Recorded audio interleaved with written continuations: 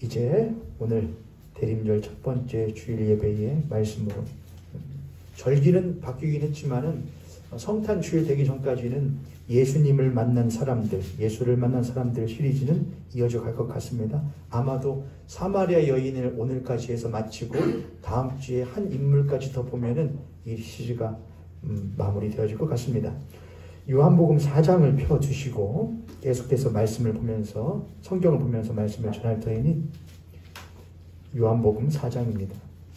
오늘 예수를 만난 사람들을 11번째 인물로서 더 나은 것을 얻은 자 사마리아 여인에 대하여 네 번째 시간을 여러분과 갖도록 하겠습니다. 성경은 예수님에 대해서, 하나님에 대해서 여러 가지로 표현을 하는데, 특히 구약 성경에는 이런 표현을 하나님께 자주 붙이거든요. 만왕의 왕이요, 만주의 주시요, 이렇게 많이 표현을 합니다.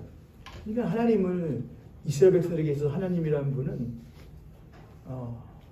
뭐라고 할까요? 말로 형언할 수 없는, 사람의 말로 형언, 말로 그 모습을 그려낼 수 없는, 규정할 수 없는 크고 크신 분이다. 이게 하나님이었습니다.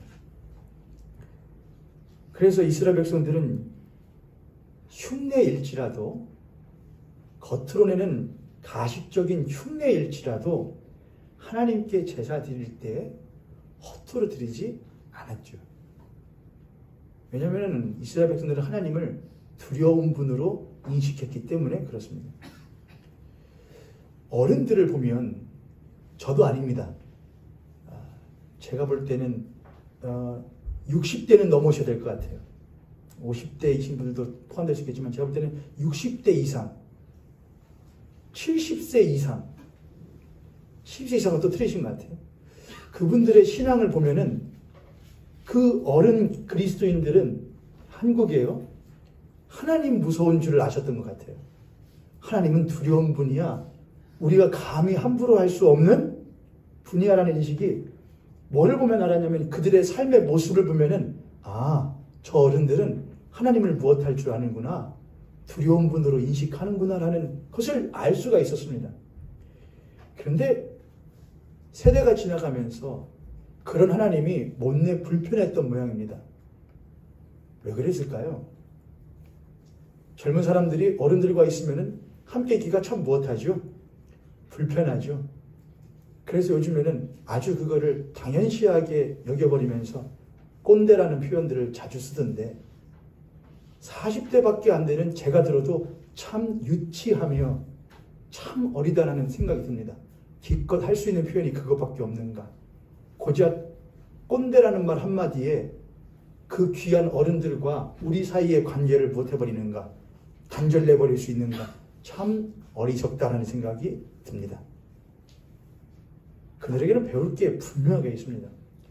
세대가 지나면서 그런 어른들과 함께 있는 것이 못내 불편했던 인간의 마음이 신앙에도 그대로 투영됐는지, 하나님을 무엇한 분으로 여기기보다는 두려운 분으로, 크신 분으로, 왕으로, 감히 우리가 함부로 할 수 없는 분으로 여기기보다는 너무나 친근하고 친숙하고 우리의 마음을 항상 헤아려 주시고 늘 옆에서 안쓰럽게 쳐다보시는 그런 예수 그리스도의 모습만 우리들의 신앙 가운데 갖고 있다 보니 편하긴 편한 것 같은데, 때론 그 편함이 안일함으로 바뀔 때도 참 많고, 때론 그 편안함이 하나님을 향한 무지함으로 변할 때도 참 많이 있어서, 우리들의 신앙이 옛 60세 이상의 어른 신앙인들의 모습에 비한다면 단언컨대 결단코 미치지 못한다고 생각합니다. 주일날 오전에 이제 차량 운행을 하다 보면은, 저분은 어디 가는구나, 교회 가시는 분이구나, 딱 티가 나는 분들이 있거든요. 딱 뭐를 하고 성경책을 딱 이렇게 들고, 대개는 중년 이상들이 신분들이 이렇게 딱 성경책을 들고, 이제 여성분들, 중년 이상이신 여성분들이 이제 손가방을 하고 다니시겠지만은, 저는 가끔 보다가 양복을 입으시고 성경책을 딱 들고서는 가시는 어른들을 봐요. 야, 참 멋있다. 또 어떨 때는 젊은 사람들인데 성경책을 딱 이렇게 들고 와요. 제가 여러분께 부탁드리는데 핸드폰으로 교회에서 성경 볼 생각 추워도 하지 마세요, 여러분. 핸드폰에 있는 성경 어플로 교회에서 성경 봐야겠다 추워도 하지 마세요. 하나님 가볍게 여기지 마세요, 여러분. 여러분 그 핸드폰은 성경만 들어있는 것은 아니잖아요. 그건 성경책이 아니잖아요. 그 핸드폰에는 여러 잡다한 것들이 다 담겨져 있잖아요. 한 주간 동안 그 핸드폰으로 여러분은 남이 아는 것도 하시고 남이 모르는 것도 하시고 떳떳한 일도 하시고 떳떳하지 못한 일도 하시고 쓸데없는 일도 하시고 쓸데있는 일도 하시고 여러 가지 일들을 했던 그 핸드폰으로 심지어 예배당 교회 분통 넘어 들어와서까지 그것으로 무엇하지 마십시오, 여러분. 성경 본다고 하지 마십시오. 예배 드릴 때는 이것만 가지고 오는 겁니다. 성경책. 여러분 가지고 오신 성경책 한번 들어보시겠어요? 가지고 오신 성경책. 여기서 또 갑자기 핸드폰 드시는 분들이 혼나는 거예요, 여러분. 저를 따라서 이 성경책이 하나님이 나에게 주신 생명의 말씀입니다. 그러면 이거예요, 이거 한 권 들고 오는 거예요. 예배 드리러 올 때는 이것 말고는 찬송가 책 말고는 아무것도 못하지가 없냐? 필요하지가 않아요. 이 틈을 타서 여러분 핸드폰 꺼두시는 것이 여러분 영혼에 유익합니다. 여러분의 영혼에 유익해요. 이 시간 여러분 대통령 만나러 가는데 핸드폰 들고 갈 수 있나요? 민주주의 국가에서 왕이 아닌 대통령 만나러 가도 핸드폰 놓고 갑니다. 그러니까 우리들은 하나님을 못하게 여기지 않느냐? 두려워하지 않습니다.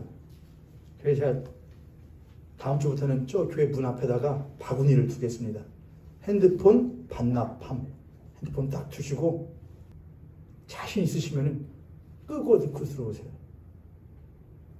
나는 하나님이 두렵지 않아요. 그럼 켜고 들어오세요.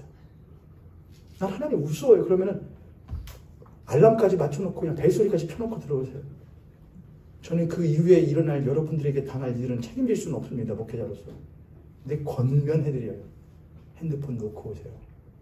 특히 이 자리에 있는 젊은 청년들. 이거는 신앙인을 떠나서 사람으로서도 우리가 그래 있죠. 때와 장소라는 게 있습니다. 특히 여러분들이 절간 가면은 제가 그런 걸 보는데 교회는 참 우습게 여기는 사람들이 많거든요. 근데 사찰 우습게 여기는 사람 별로 없어요. 제가 보면은.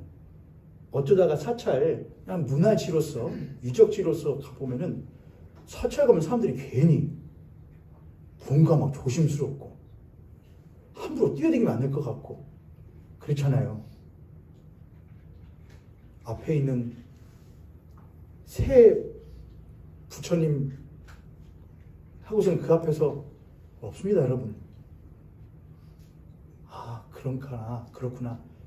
번쩍번쩍거리는 큰 것이 딱 있으니까 위압감이 생기는 모양이구나. 그런데 우리 하나님은 하늘에 있는 것이나 땅에 있는 것이나 땅 아래에 있는 그 어떤 것으로도 내 무엇을 만들지 말아라. 형상을 만들지 말아라. 네가 보이는 것에 위압된다면은 보이지 않는 내 앞에서는 절대로 못할 수 있냐? 위압될 수 없다는 겁니다. 사람은 보이는 것에 위압당합니다. 야, 엄청난 목살에 능력의 총이래. 사람 앞에서 위압당하지 마십시오, 여러분. 사람 앞에서 위압당하고 물질 앞에서 위압당하면 보이지 아니하시는 하나님 앞에서는 무엇하게 되느냐? 위압당하지 않게 됩니다. 보이지 않는 하나님 앞에 부복할 줄 아는 사람이 보이는 것에 종되지 않고 살아가는 것이지, 보이는 것에 부복하는 사람이 절대로 보이지 않는 하나님 앞에 부복하며 살아갈 수 없습니다. 오늘 우리가 나누어야 될 이 요한복음 4장에 있는 수가성 여인의 이야기는 그 맥락에 있는 겁니다. 지난주에 어디까지 했죠, 여러분? 수가성 여인이 참 무엇한 사람이다. 우리가 아는 그런 사람이 절대로 아니다. 수가성 여인이 예수님과 나눈 대화의 내용들을 보면 알 수 있다. 두 가지의 단어가 참 많이 나오더라. 첫 번째는 무엇이었고? 물.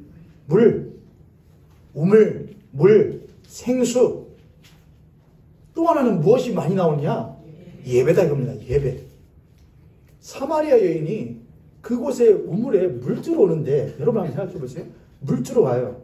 근데 그 야곱의 우물은 수가성 여인에게 있어서 또한 사마리아 사람들에게 있어서 그냥 마시는 식수가 절대로 아닙니다. 식수긴 식수인데 식수에 그치는 물이 절대로 아닙니다. 왜였습니까? 누가 준 우물이었기 때문에 야곱이 주는 우물. 근데 누가 야곱에게 준 우물이었느냐면은 하나님이 우리 조상 야곱에게 준 우물이었다고 생각했다는 겁니다.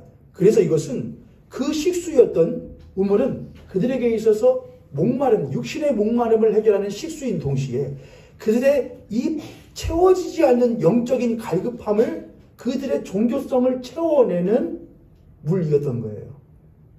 이해되시죠, 여러분? 하나님이 약속해 주셨어. 우리 민족을 버리지 않겠다고.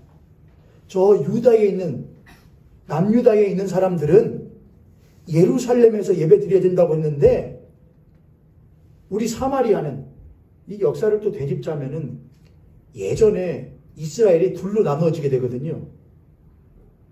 밑에는 남유다 2개의 지파와 위로는 북이스라엘 10개의 지파로 나누어지게 됩니다. 밑에는 누가 왕으로 섬기냐면은 르호보암이 섬기고 위로는 여로보암이라는 왕이 섬깁니다. 둘로 갈라지죠. 이게 분열왕국이라고 합니다. 근데 이 르호보암에 있었던 남유다에는 뭐가 있었냐면 예루살렘 성전이 있었습니다. 예전에는 하나 있을 때는 예배는 오직 어디서 드렸느냐? 예루살렘 성전이었습니다. 그런데 갈라지고 나니 북이스라엘에 있던 사람들이 어디로 갈 수가 없느냐? 예루살렘으로 갈 수가 없는 겁니다.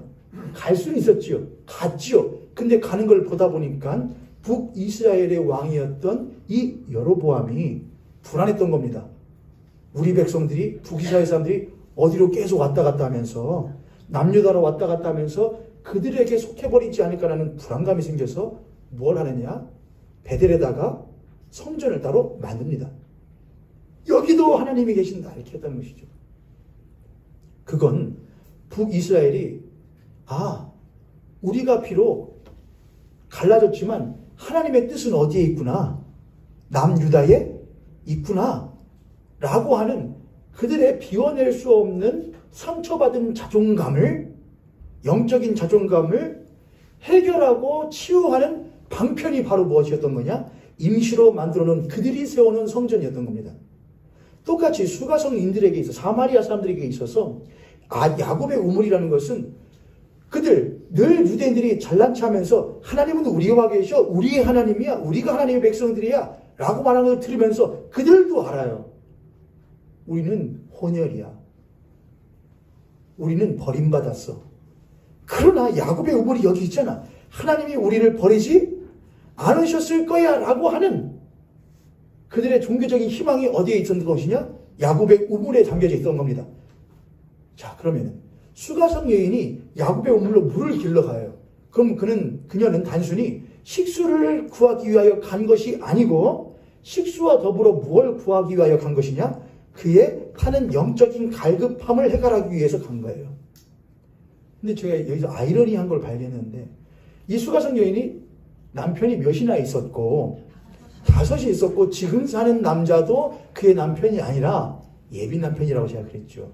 남편이 될지 안 될지 모르는 남자였단 말입니다. 자, 그러면 제가 왜 5이나 남편이 있었을까? 무엇했을 것이다. 아마도 그가 출산을 하지 못하여 버림받았을 것이다. 이혼이죠. 모세는 이혼 증서를 써주라고 그랬거든요. 이혼하고. 그런데 그 여자가 여러분 5명이나 결혼하려면 꽤나 나쁜 여자가 5번이나 결혼할 수 있나요? 그 좁은 동네에서? 그렇지 못할 겁니다. 괜찮았을 겁니다. 애를 출산하지 못하는 것 말고는 괜찮아졌을 겁니다. 근데 이 여자가 5번이나 해요. 그럼 첫 번째 이혼을 당하고 우물에 물 들어올 때 이 여자의 마음은 무엇이었을까요? 하나님 약속해 주셨잖아요. 나를 버리지 않고 우리 백성을 버리지 않는다고 우리와 함께 하신다고 하셨잖아요.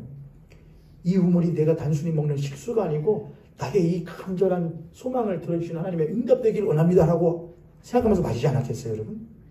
자, 그런데 두 번째 이혼을 당합니다.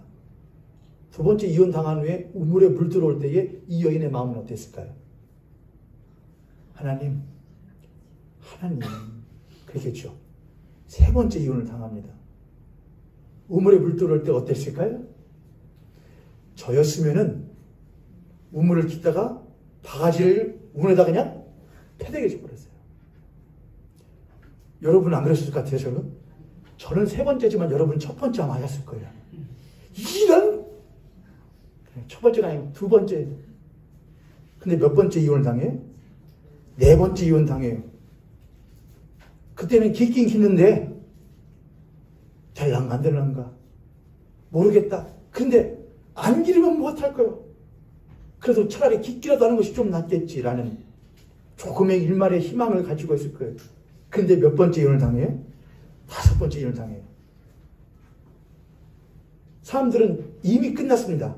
소망을 버렸어요. 근데 이 여자는 오히려 그럴 때가 있잖아요, 여러분. 해버렸는데 지금까지 내가 5번이나 이혼을 당하면서 우물 기르면서 눈물로 기도했던 것이 이제는 못한 거냐? 아까운 거예요. 내가 그렇게 기도했던 시간, 그렇게 눈물 흘렸던 시간, 하나님께 매달렸던 시간이 이제는 아까워서 못하겠는 거예요. 안 되겠는 거예요. 기회. 그때는 뭐냐? 오기죠, 여러분. 들어주시기.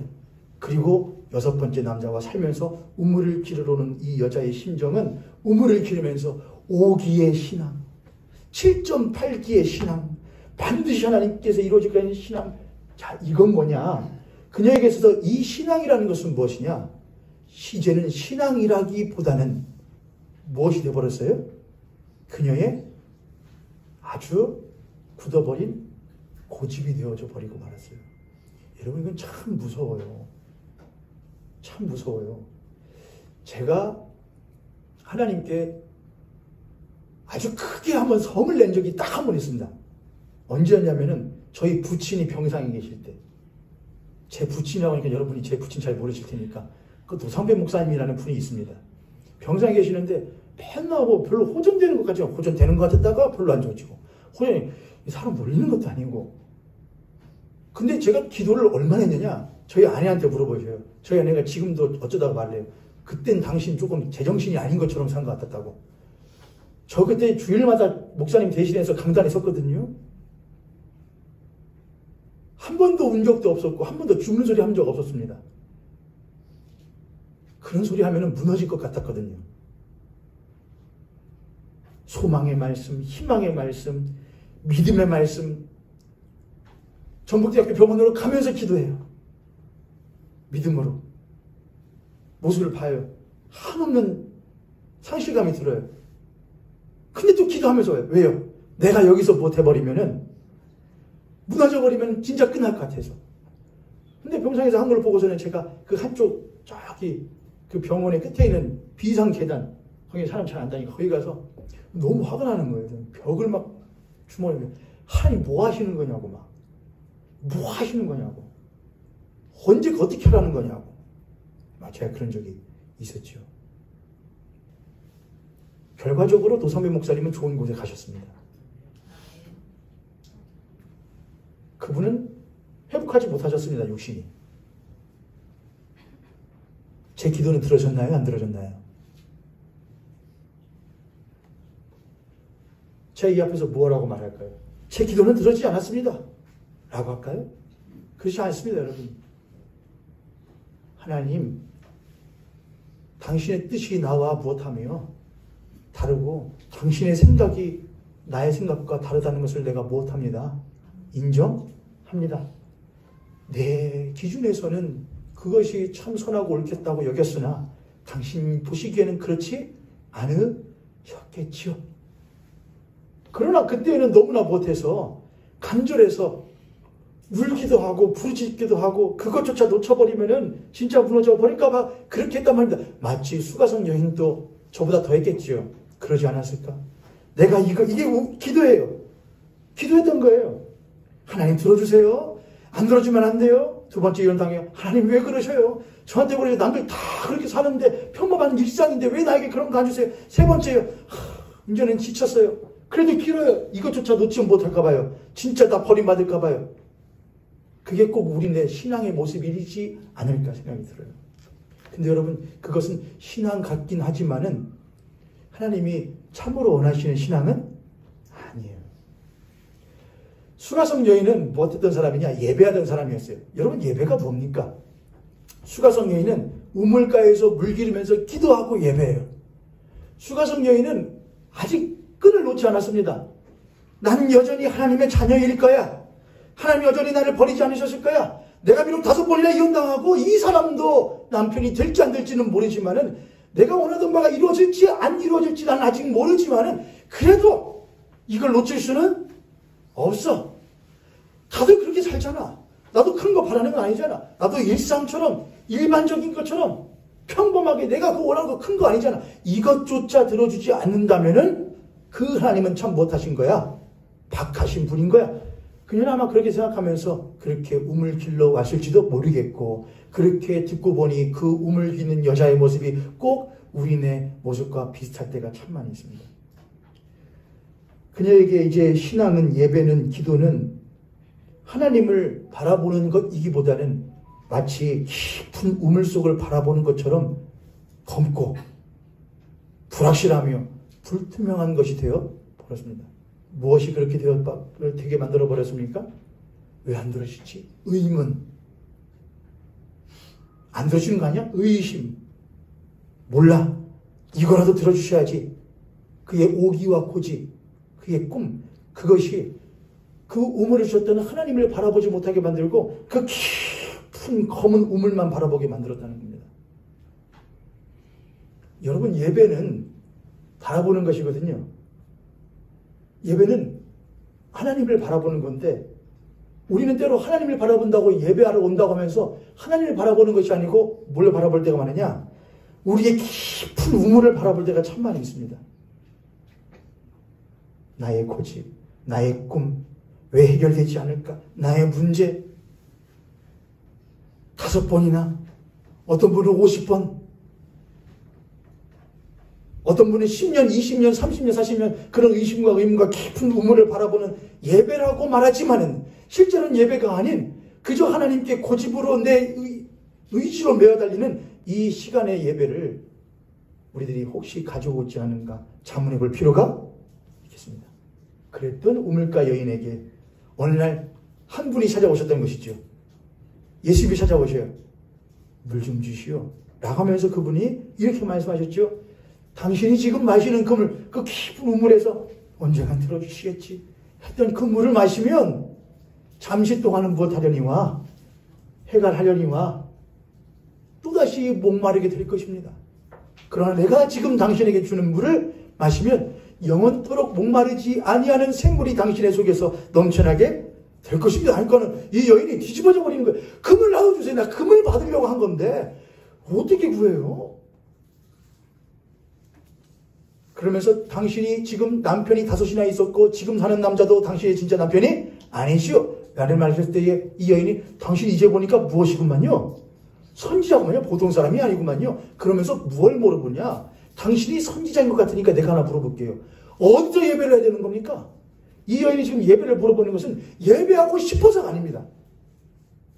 예배를 해서 진짜를 만나서 그 진짜에게 내가 지금 5번이나 이혼하면서까지 이 우물 깃던 일을 끝내버리는 그 문제에 종결을 짓고 싶어서 그 예배를 드리는 대상을 만나고 싶은 겁니다.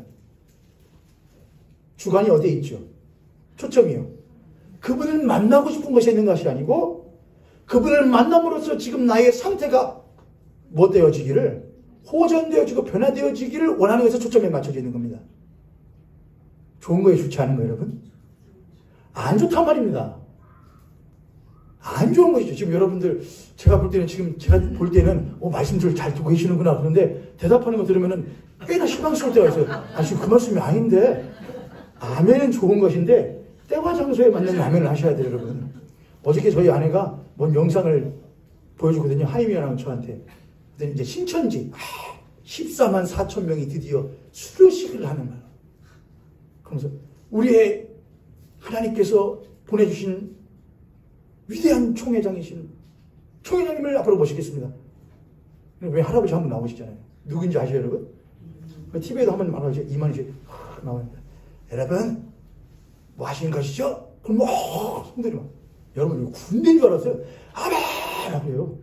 근데 전혀 아멘을 할 말이 아닌데 그냥 뭐 말 끝날 때마다 뭘 하느냐? 아멘! 전 여러분 그런 걸 원하는 것은 아닙니다. 다만, 이것이 하나님의 말씀이 맞다 할 때 아멘 하셔요. 자, 지금 이 여인이 요한복음 보세요. 요한복음 4장 19절입니다. 요한복음 4장 19절 함께 읽어볼까요? 시작. 여자가 이르되 주여 내가 보니 선지자로소이다. 20절 우리 조상들은 이 산에서 예배를 하였는데 당신들의 말은 예배할 곳이 예루살렘이다. 지금 갑자기 당신 무엇이구만요? 선지자구만요. 보통 사람이 아니구만요. 그럼 지금까지 내가 가지고 있던 의문을 당신께 물어봐야겠습니다. 어디서 뭐 해야 됩니까? 예배해야 됩니까?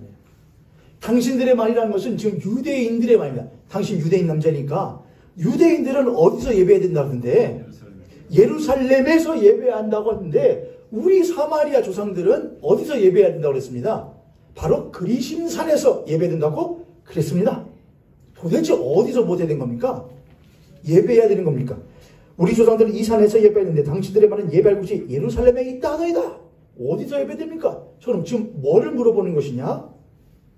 어디서 예배를 해야 합니까를 물어본 거잖아요.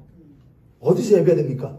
자, 그럼 어디서 예배해야 되는지를 알려주면 난 지금까지 그리심산에서 예배해야 그 하나님을 만날 수 있고 그 하나님으로 인하여서 내 응답을 받을 수 있다고 여겼는데 만약 그게 아니라면은 예루살렘성이 진짜 맞다면 이 여인은 어디로 가겠죠? 무엇하기 위하여?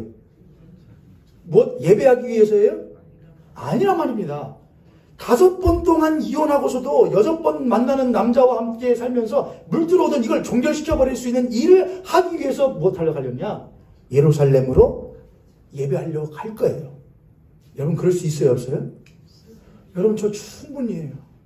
너무 절박하면 너무나 간절하면 매어 달릴 때가 거기밖에 없으면 그럴 수 있어요. 그쵸 여러분? 기도원 저 기도원 이 기도원 어디 저기 나를 무엇할 수만 있다면은 나를 다시 회복시켜 줄 수가 있다고 한다면은 어딘지 내가 하겠어 라는 것이 여인에게도 있단 말입니다. 여인에게 예수님이 정답 알려주시죠. 어디지? 그리심산이 아니고 어디야? 예루살렘이야 라고 하셨나요? 21절 함께 있습니다. 21절 시작. 예수께서 이르시되 여자여 내 말을 믿으라. 이 산에서도 말고 예루살렘에서도 말고 너희가 아버지께 예배할 때가 아멘. 이럴 때 아멘 하는 겁니다 여러분. 아버지께 무엇할 때가 자 보세요 여러분. 이 산에서도 그리심산에서도 말고 예루살렘에서도 말고 지금 이 말은 어디를 말하는 거예요? 예루살렘과 그리심이 아니고 아버지께 예배할 때가 이르느니라 그랬어요. 지금 여자는 뭘 물어봤냐면은 장소를 물어봤습니다. 어딥니까? 근데 예수님은 뭘 말씀하셨냐면은 시간을 말씀하셔요. 시간을요. 이 사람아 내 말을 믿어. 이 산도 아니고 저 산도 아니야. 아버지께 예배할 시간이 이르러 이 말 하시는 거예요. 22절 너희는 알지 못하는 것을 예배하고 지금 너희는 이라는 것을 말하느냐 말하는 것은 뭘 말하는 거냐 사마리아인들을 향하여 말하는 것 같지만은 사실은 사마리아인들이나 유대인이랑 똑같습니다. 무엇? 야 예루살렘 성에서 예배드려야 해. 우리는 지금 예루살렘 성에서 못하고 있잖아. 예배하고 있으면 하나님 만나고 있는 거야 라고 말하지만 실제로는 하나님을 만나는 것이 아니고 하나님을 예배하는 것이 아니고 자기들의 종교적인 의식과 종교적인 주관에 매몰되어져 버리는 유대인들 똑같다 이거예요. 너희들은 알지 못하는 것을 예배하고 여기서 우리는이라고 하거든요. 우리는 1차적으로 유대인을 말합니다. 유대인들. 우리는 아는 것을 예배하느니 여기서 말하는 우리는 1차적으로는 유대인이긴 하지만 실제로는 참으로 예배해야 할 대상이 누구이며 참된 예배가 무엇인지를 아는 자들을 우리라고 할 수가 있겠습니다. 우리는 그래서 누구를 포함하는 거잖아요. 예수님께서 우리라고 그랬으니까 누구를 포함하죠? 예수님 자신을 포함하잖아요. 우리는 아는 것을 예배하노니 이는 구원이 누구에게서 남이라? 이는 구원이 유대인에게서 남이라. 이 말은 유대인들의 특수성을 말하는 것이 아니에요. 이건 누굴 말하는 것이냐? 우리가 오늘 성서일과 제1독서를 읽었지 않았습니까? 거기에서 뭘 하죠? 다윗의 지파에게서 한 의로운 가지가 나이네 그랬거든요. 그 예수 그리스도를 말한단 말입니다. 그래서 유대에게서 구원이 단다는 말은 유다 지파로부터, 남유다죠. 유다 지파로부터 하나님의 구원자가 못한다, 난다라는 것을 말하고 있는 거예요. 이해되셨죠, 여러분? 여기까지. 23절 함께 읽습니다. 시작. 아버지께 참되게 예배하는 자들은 영과 진리로 예배할 때가 오나니 곧 이때라. 아버지께서는 자기에게 이렇게 예배하는 자들을 찾으십니다. 하나님은 영이시니 예배하는 자가 영과 진리로 예배할. 이건 우리들이 참 많이 교회에 오면 듣는 말씀인데 이제 들어보시죠. 이 여인은 무엇만 말해주면 즉각적으로 움직일 준비가 되어 있는 여자냐? 장소만 알려주면 즉각적으로 움직일 겁니다. 이 우물이 아니야. 예루살렘으로 가야지. 그럼 이 여인은 무슨 희생을 감수하고서라도 자신의 문제를 해결하기 위하여 갈 겁니다. 근데 예수님이 그걸 얘기하시는 것이 아니에요. 지금 예배에 대해서 이야기를 하셔요. 예배. 여러분, 예배란 무엇입니까? 예배. 예배가 뭐예요, 여러분? 예배. 여러분 지금 뭐 하고 계시잖아요? 예배 드리고 계시잖아요. 예배가 뭡니까? 하나님을 만나는 것. 그럼 하나님을 만나는데 하나님 만난다는 것도 어떤 겁니까? 그럼 이제 제가 말씀을 드릴게요. 여러분 속으로 어차피 자기가 말씀하고 면서 말할 거면 예배를 이제 예배라는 한자는 절하는 겁니다. 절하는 법. 절하는 법이 예배죠. 절하는 법. 근데 이 절하는 법이라는 이 한자는 예배라는 것을, 단어를 완벽하게 설명할 수가 없어요. 그래서 우리는 어쩔 수 없이 신약과 구약에 있는 것을 좀 볼 수밖에 없는데, 신약 성경에서 헬라어로 예배를 뭐라 하냐? 프로스키네오라고 합니다. 프로스키네오 이렇게 합니다. 프로스키네오. 프로스키네오라는 것은 뭐냐? 엎드리다, 경배드리다예요. 엎드리다, 경배드리다. 프로라는 말은 뭐뭐 향하여, 뭐뭐 앞에서, 뭐뭐 쪽으로 그걸 바라보며 라는 거예요. 뭐뭐 향하여, 뭐뭐 쪽으로 그걸 바라보며, 내 몸을 무엇을 향하여 돌려서 그걸 바라보며, 프로. 스키네오. 쿠로라는 말은 쿠온에서는 나왔는데, 이거는 손등에 입맞추다예요.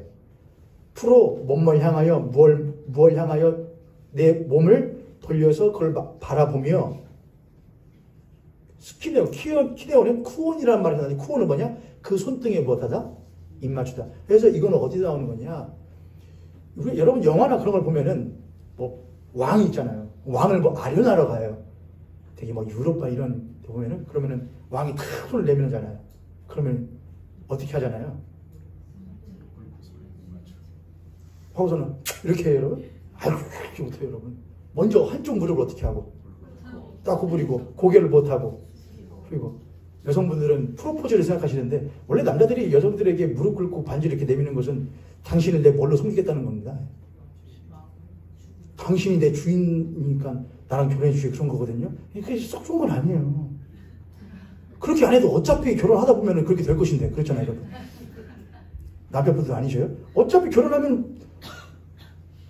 결혼하는 순간 주종은 정해져 있어요. 누가 주예요, 여러분? 집에서. 여러분 자녀들한테 물어보세요. 네가 날 때 우리 집에 주인은, 윗사람은 엄마 같아, 아빠 같아? 그럼 애들이 엄마지. 뭐 어차피 그렇게 될 건데 뭐 하려고 해달라고 그래요. 안 해도 어차피 그렇게 될 것인데. 그럼 여자들은 생각할 거 아니에요. 당신이 나한테 무릎 꿇지 않아도 어차피 결혼하면 당신 나한테 그렇게 되게 돼 있어. 어차피 그렇게 생각할 거 아닙니까? 그쵸, 어머니? 저희 아내는 그렇게 안 해요. 자, 쿠어는 뭐냐? 손등입니다. 한쪽 무릎을 딱 꿇고 못하냐? 고개를 숙여서 왕을 쳐다보지 않아요.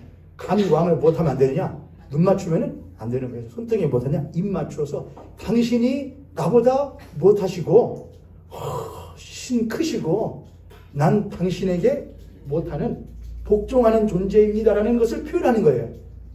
그게 뭐라고요? 프로스키네오라고요. 그게 예배예요. 예배. 감히 눈 마주치지 못하고 감히 뻣뻣하게 있을 수 없어서 무릎을 꿇고 그 손등에 입 맞추는 행위. 거기에는 분명하게 정해져 있습니다. 당신은 누구이시고 나는 뭐입니다가 정해져 있습니다. 당신은 나의 주님이시고 나는 당신의 종입니다. 정해져 있습니다. 이게 프로스퀴네오입니다. 또 다른 말로 예배를 라트레이아라고 하거든요. 라트레이아, 섬기다, 헌신하다, 복종하다. 왜 헌신하고 왜 섬기며 왜 복종하느냐? 그가 나에게 줄 것이 있기 때문이 아닙니다. 그저 그분 앞에서는, 그 앞에서는 내가 무엇할 수밖에 없는, 한없이 그를 섬길 수밖에 없고 헌신할 수밖에 없는 존재임을 내 스스로가 무엇하는 것이냐? 자각하고 인정하는 것, 그게 라트레이아입니다. 그러니까 예배에는 주종이 확실하게 있어요. 만약 그 주종이 무엇하면 바뀌면 예배가 돼야 안 돼요? 안 돼요. 저를 따라서 이 예배에 나는 결코 주인이 될 수 없다. 당연해 안 당연해 여러분? 너무 당연하죠. 제가 20살 후반 때 어떤 교회에서 사역을 했었는데 그때는 아침에 일부 예배를 사역자들이 무조건 드렸어야 됐었어요. 일부 예배가 7시간 그랬는데 그러면 아침 일찍 6시에 일어나가지고서 준비해가지고 저는 전철 얼른 타고서는 이제 예배당 교회 가서 예배를 드려요. 일부 예배 때 사람들 많이 나와 있어요. 나와 있는데 다들 이제 목사들, 전도사들 앞에 나와서 예배 드리거든요. 그 앞자리에서. 근데 제가 이렇게 앉았는데 이쪽 중에 앉았는데 이쪽에 앉아있는 제가 이제 대학생이 앞쪽에 있죠. 이쪽에 있죠. 한 여자 전도사인데 그 이름도 지금도 기억이 나요. 실명을 거론할 수는 없지만 앞에서 예배를 드리는데 거기 앉아서 예배 드리는데 우선은 다리를 못 했느냐? 꽈어요. 다리를 꽈어요. 저는 거기서부터 먼저는 이해가 안 됐어요. 그럴 수도 있지. 너무나 못하면 허리가 너무나 못해서 꼬자면 허리가 너무 불편해. 그건 저는 인정해요. 근데 그녀는 고작 20중반밖에 안 됐단 말입니다. 아직 허리가 그렇게 될 리는 없었고 제가 볼 때도 아주 건강해 보이는 여성이었거든요. 왜 거기까지는 그럴 수 있다고 치죠. 근데 뭐 되냐? 다리를 꽉는데 깠는데 신발도 왜 그런 신발을 뭐 밖에서는 신을 수 있겠지만 예배 드려 올 때 왜 그런 신발 신는지 모르겠는데 그 뒷굽이 뒤에 이 발 잡아주는 부분이 없는 신발, 그런 신발이 있어요. 그 슬리퍼라고 하기도 그렇고 구두라고 하기도 그렇고 희한한 신발이 있는데 그 신발이 이렇게 신고서 있으니까 그 신발이 뒷꿈치에 딱 안 붙으니까 어떻게 되죠? 덜렁하죠. 그러면은 가만히 있어야죠. 그리고 또 가만히 있으니까 너무나 심심했나 봐요. 졸려서 그랬나 봐요. 덜렁덜렁. 그러니까 그럴 때마다 그 구두 같지 않은 구두가 덜렁덜렁 하는 거예요. 제가 보면서 저걸 어떻게 한번 할까? 뭐라고 말을 한번 할까? 그녀는 예배를 드리러 온 것이 단언코 아니에요. 예배를 드리는 사람은 그렇게 드릴 수 없어요. 그래서 제가 말씀 초반에 어른들을 절대로 쫓아갈 수 없다고 하는 게 제가 그거예요. 70대 어르신들 허리 아파요. 여기 얘기 아니 70대 어르신들 제가 알죠. 근데 자세 안 엉틀어지셔요. 제가 이 자리를 빌어서 목사로서 우리 70세 이상의 성도님께 존경을 제가 표합니다. 진짜 자세 안 엉틀어지셔요. 왜 그런 줄 아셔요? 예배 시간이다 이거예요. 하나님께 예배드리는 시간이다 이거예요. 옛날 헌금 가져올 때요 1,000원짜리를 가져와도 무엇해서 했느냐? 가려서 가져왔어요. 여러분 편리한 게 꼭 좋은 건 아닙니다. 편한 게 꼭 좋은 것은 아닙니다. 근데 요즘엔 어떻게 하잖아요. 요즘엔 너무나 예배드리기 좋은 환경이 됐죠 여러분. 헌금은 무엇하면 되고요. 자동이체하면 되고요. 그래서 교회 밑에다가 뭘 두잖아요. 어떤 큰 교회들은 교회 밑에다가 현금 이출금지라고 하나요? 그걸 놔요. 거기서 뽑아서 헌금하라고. 혹시 못할 수 있으니까, 혹시 급하게 나오라고 현금 못 챙길 수 있으니까 걱정하지 마시라. 교회 로비에 뭐 있으니까. 입출금에서 거기서 출금해서 하시라. 예수님이 옛날에 이런 적이 있었거든요. 성전 안에서 하나님께 드릴 예물을 팔고 있는 장사치들의 상을 엎어버리신 적이 있거든요. 그거나 편리. 요즘 예배당은 아주 휘황찬란하죠. 편안하죠. 편안함은 있어요. 편리함은 있어요. 근데 경건함은 없어요. 편리함은 있어요. 근데 거룩함은 없어요. 편안함은 있어요. 근데 하나님을 두려워함은 없어요. 그럼 그 예배는 예배가 아니에요. 제가 여러분 어쩔 수 없는 상황이면은 하나님 앞에 한번 기도해 보시고 그것이 하나님 보실 때도 괜찮다 생각하시면은 그건 여러분 주일의 성수를 꼭 하셔야 됩니다. 라고 말씀드리는 것은 목사로서는 굉장히 위험한 겁니다. 그래도 불구하고 그렇게 하는 것은 여러분들로 하여금 굳어진 신앙인이 되지 않으시게 하기 위하여 한 것입니다. 그러면 제가 항상 단서를 붙이죠. 여러분 못하지 마세요. 악용하지 마세요. 유튜브로 영상을 보면 설교를 듣는다? 어쩔 수밖에 없는 상황이 있을 수 있죠. 그러나 어쩔 수 없어서 그걸 보면서도 마음 가운데는 하나는 무엇이 있어야 되느냐? 불편함이 있어야 되는 게 정상인 겁니다. 내가 지금 여기서 이럴 수밖에 없는 하나님, 이 상황을 주님 용서하여 주시옵소서. 가만 내가 듣는 것만으로, 영상으로 보는 것만 할지라도 내가 무엇합니다? 이렇게 하죠.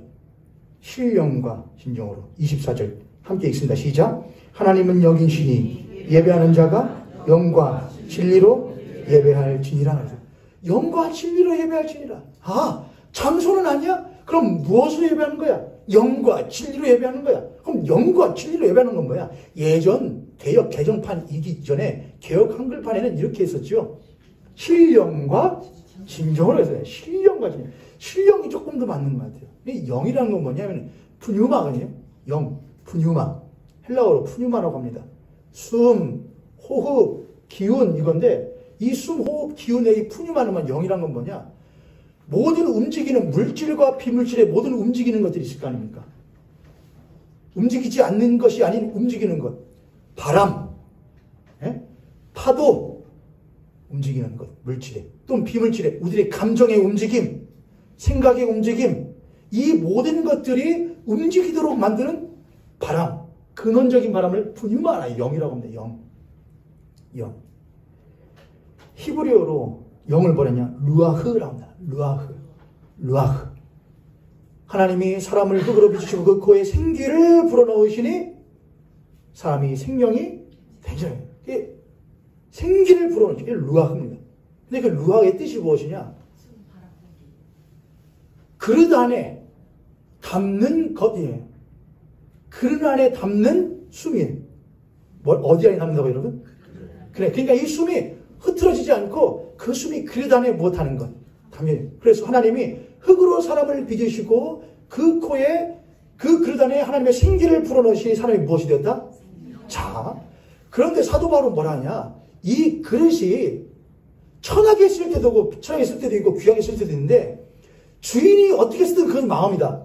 문제는 뭐냐? 다른 주인이 그 그릇을 쓸 때예요. 다른 주인이, 다른 영이 그 안에 숨을 불어넣으면 그 그릇은 그 주인에게 따라서 사용되어지게 돼요. 이해되시죠, 여러분? 하나님의 호흡이 그 그릇에 담겨있을 때 그릇은 하나님을 주인 삼아서 예배하며 살아가요. 그런데 반대로 하나님의 신이 사람에서 떠나버리고 그 안에 또 다른 영이, 우리는 그걸 흔히 뭐라고 부르냐? 성경에 되면 마귀라고 합니다. 사탄이라고 합니다. 또는 인간의 영이라고 합니다. 인간의 영, 인간의 생각, 이 세상의 풍조, 이 세상의 율법, 이 세상의 학문, 자랑거리가 그 그릇 안에 들어오면 그 그릇은 절대로 주인 되지 못하고 여전히 종으로서 무엇하느냐? 안에 담겨진 영을 주인 삼아서 살아가는 삶을 삽니다. 그럼 뭐가 되냐? 어디서 예배해야 돼요? 그래요. 어디서 예배해야 돼요? 왜요? 이 사람은 지금 뭐하냐? 나는 내 그릇 안에 뭘 담아서 한번 귀하게, 또 멋지게, 두드러지게, 빛을 나진 않게, 평범하게 일정선까지는 살아가고 싶은데 어디다 담아야 돼요? 뭘 어디서 담아야 돼요? 그러면서 찾아다닙니다. 저를 따라 한번 고백하시겠습니다. 하나님은 직접 우리를 찾아오신다. 여러분, 하나님 우리를 찾아오셔요. 근데 우리는 조급해요. 예, 그럴 수 있죠. 조급하다 보면 생각이 못하게 되냐? 피폐해져요. 그래서 하나님이 옆에 계신 것을 알지 못하고 하나님 말씀하신 것을 알지 못해요. 수가성 여기도 똑같았어요. 지금 누가 계시는데 그 예수 그리스도가 옆에 계시는데 그가 예수 그리스도를 알아채지를 못했어요. 근데 예수님이 그에게 뭘 해주시죠? 지금 무엇하고 있어요? 예수님이요. 여자여 나에게 무엇 좀 주시오. 물 좀 주시오라고 뭘 하셨죠? 말씀을 하시죠. 지금 여자가 끊임없이 또 뭘 하시죠? 말씀을 전하시죠. 말하시죠. 신령과 영과 진리라는 것은 헬라어로 알레테이아라고 그래요. 알레테이아. 진리, 알레테이아. 이 진리, 알레테이라는 건 뭐냐? 근원적인 거예요. 요즘 세대는 제가 무슨 방송을 듣다가 어떤 분이 인문학자인데 그 인문학자가 하는 얘기를 하면서 뒤에 제 아내가 있었거든요. 제가 책상을 우와, 야, 이 사람 맞아, 이 사람 생각나. 이거 정말 중요한 생각 같아. 뭐라고 했냐면은 그분이 그러더라고요. 눈이 서울에 습설이었잖아요. 저 그런 말은 또 처음 들어봤어요. 습설이에요, 습설. 습설이 뭔 말이에요, 여러분? 네? 습기를 많이 먹은 물이 습설이에요? 맞아요? 아, 그래요? 저는 습설이라고 그래가지고서는 저는 그게 습격할 때 그 습, 갑작스럽게 물기를 많이 먹으면 습기 있는 눈이다라고 생각하시는 분 손 들어보세요. 아, 그게 아니고 갑작스럽게 막 온 눈이 습설이다라고 생각하시는 분. 아니요. 그럼 제가 틀렸나 보네. 저 이따가 검색해봐요. 지금 하지 마세요. 핸드폰 키지 마세요, 여러분. 저희다 해놓고서는 오후 사경회 때 제가 틀리면 한 말도 안 하고. 그분이 이번에 서울에 습설이 내렸는데 자기가 어떤 커뮤니티나 이런 거 보다 보면서 이상을 느꼈대요. 뭐냐면은 이렇게 말하더라 이거예요. 오늘 눈 엄청 많이 와서 출근길 못 하는데, 출길 엄청 막히는데, 버스를 엄청 막히는데 나는 뭐 타가지고, 지하철 타가지고 나는 막히지 않고 왔어. 이런 식으로 말하는 이들이 많더라 이거예요. 여러분 지금 그런 생각, 얼굴들이 다 어떤 분이, 그게 왜 문제예요? 그 인문학자 그래요. 그것은 참 문제다. 오히려 어떻게 되느냐? 그런 일이 있을 때는 일반적으로 또는 정상적이라면 뭐냐? 이렇게 눈이 많이 왔으니 이것을 어떻게 못해야 될 것이냐? 해결하고 사람들이 원활하게 못할 수 있도록 다닐 수 있도록 할 것이냐를 생각하거나 또는 지하철 타고 가면서 버스 길이 막히는 거 보고서는 이게 나는 뻥뻥 가는 데라고 생각하는 시간이 아니고 저 사람들이 얼마나 못하겠는가? 답답하겠는가? 빨리 지금 정부나 시가 투입돼가지고 저걸 해결해야 될 텐데 라고 생각하시 일반적으로 정상적이어야 되는데 그렇게 안 하는 것이 정상적이 되어버렸다 이거예요. 오히려 나는 피했다 이거예요. 나는 위기를 피했고 나는 곤란을 피했다 이거예요. 그것이 참 문제다. 알레테이아라는 것은 절대적이며 흔들리지 않은 기본적인 진리를 알레테이아라고 해요. 불변하는, 움직이지 않는, 요동치 않는 절대적인 진리. 그런데 이 세대는 그런 것은 없다고 말하는 세대죠. 모든 것이 객관적이다 그래요. 객관이 아니라 주관적이다 그래요. 내가 볼 때 진리면 이게 뭐다. 내가 볼 때 좋으면 좋은 거다. 내가 볼 때 괜찮으면 좋은 거다. 내 취향, 내 개성에 맞는 것을 진리로 여기는 세대 가운데 살고 있다 이거예요. 뭐는 많아지느냐? 다양성은 많아지죠. 그렇게 하면은. 근데 뭐가 없어지느냐? 뿌리가 상해요. 뿌리가요, 여러분. 토마토 여러 색깔로 여러 품종으로 못할 수는 있죠. 개발할 수는 있죠. 그러나 뭐는 안 변하잖아요. 토마토라는 본질은 안 변하잖아요. 근데 이 본질을 변화시켜요. 이게 지금 세대 문제죠. 알레테이아라는 것은 이거예요. 변하지 않는, 우리들이 아무리 그것이 진리가 아니라고 해도 절대로 변하지 않는 절대적인 진리가 알레테이아예요. 그런데 그런 것은 세상에 딱 하나밖에 없는 것이 맞긴 해요. 뭐가 진리냐? 바로 하나님만이 진리시다 이거예요. 스스로 계시는 하나님만이 유일한 진리시다. 그런데 그 하나님이 육신이 되시어 우리 가운데에 거하시면 해요. 그래서 예수님이 이렇게 말씀하시지요. 내가 곧 길이요 진리요 생명이니 이렇게 하죠. 내가 곧 진리니. 그래서 우리들이 영과 진리로 예배한다는 것은 무엇이냐?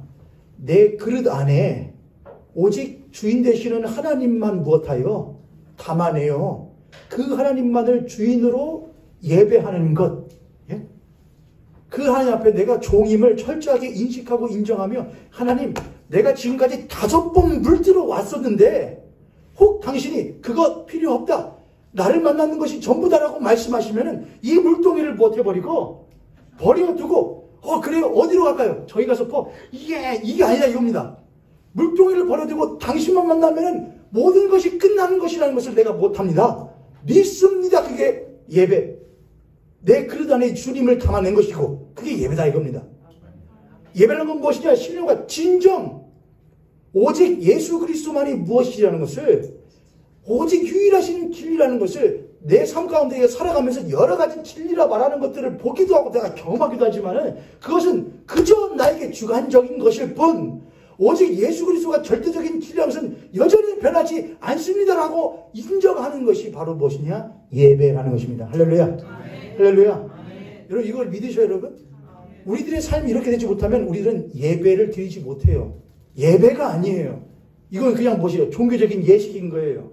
그래서 오늘 우리가 드리는 예배의 시간은 무엇이냐? 다시 한번 우리들이 새롭게 하는 거예요.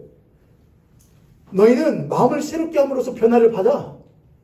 마음을 새롭게 하는 거예요. 내 그릇 안에 도대체 뭘 담고 살았었지? 다른 것 담고 살았네?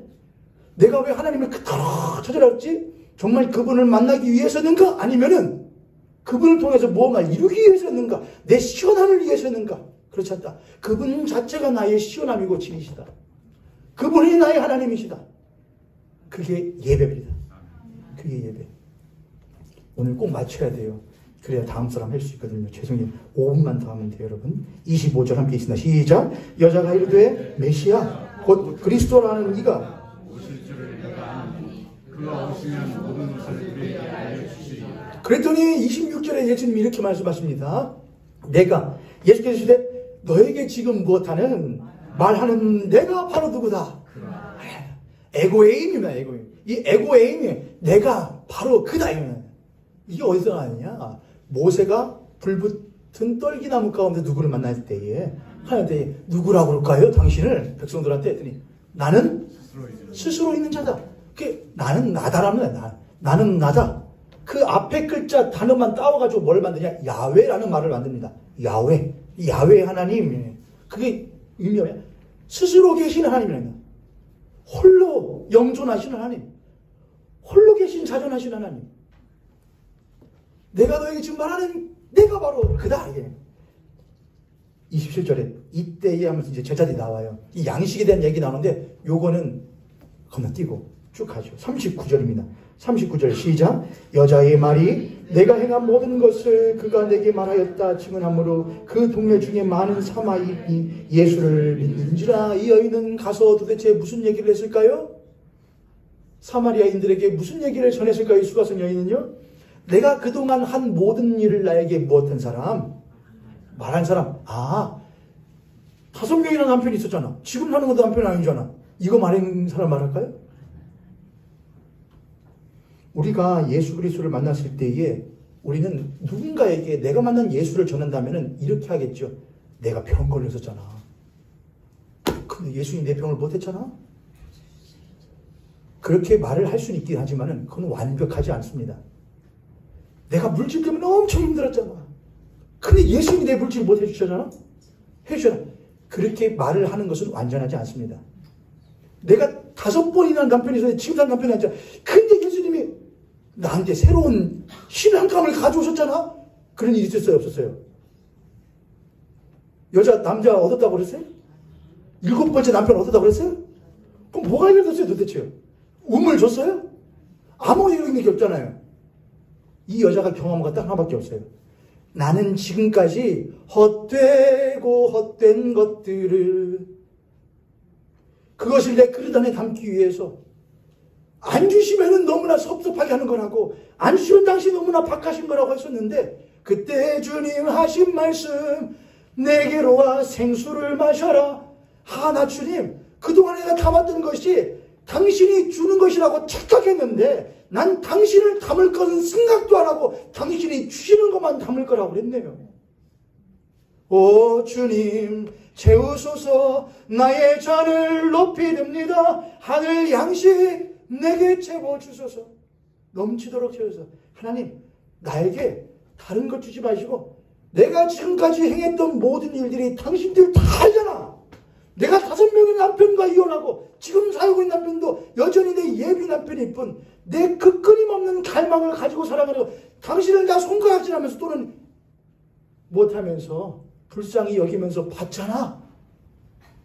나 근데 그 모든 행했던 일들이, 그 분만 만나기만 하면 모든 것이 갖지 않아도 되는 것이라고 내가 알았어요. 이게.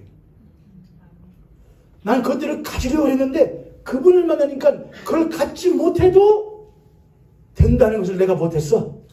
알았어요. 예수님 하나님 너무하신 거 아니에요? 우리 아버지가 뭘 잘못했습니까? 30년 전에 교회 개척해가지고 힘들게 해서 그렇게 해서 합는데 왜 안 걸려야 되고 왜 죽어야 됩니까? 벼랑을 치면서, 네? 벼랑빵을 치면서, 벼랑빵이 일본 말인가요? 아니죠.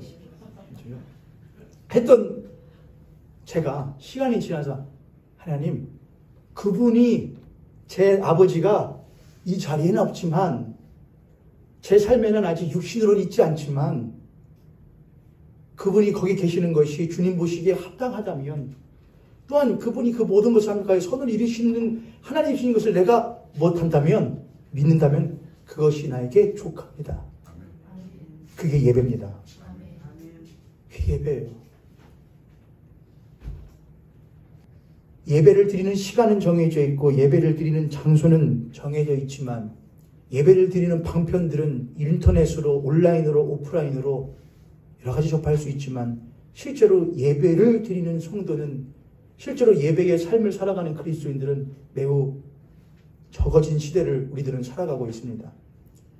이 시대 가운데에서 영과 진리로 그릇 안에 하나님을, 주인 되신 하나님을 담아내는 영으로, 오직 우리들의 절대적인 진리가 되어주시는 예수 그리스도, 구원의 주 예수 그리스도를 우리의 삶에 주님으로 모시고 살아가는 종되어진 삶을 살아가기를 결단하며, 하늘 양식 내게도 채워 주시옵소서 늘 기도하며, 종의 자리를 지켜주시는 우리 모형교회 성도님들, 또한 형제와 자매를 되어 주시기를 주님의 이름으로 축복합니다.